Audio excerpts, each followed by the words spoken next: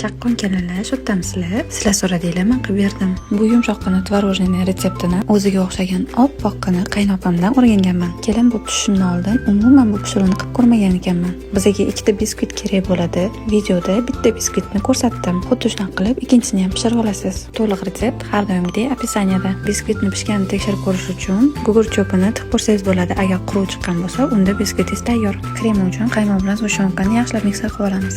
Yumshoq tvorog qo'shib, однородный massa qilib olamiz.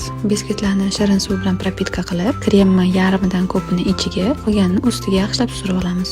Ichiga xohishingizga ko'ra mevalar solsangiz bo'ladi. Tvorogli pishiruvlarni men o'zim juda ham yaxshi ko'raman. Me'daga ham tegmaydi. Ayniqsa bu tvorojniy chaynamasdan yutsa bo'ladigan yumshoqqina bo'ladi. Ustini o'zingizga yoqadigan qilib bezatsangiz bo'ladi. Kokosovый strujka bilan ham zo'r chiqadi. Menda apelsin bor edi, shuni to'g'rab qo'ydim. Sizchi qaynopangizdan nimalar o'rgangansiz? Tvorojniy yoqtiradigan tanishingizga yuborib qo'ying.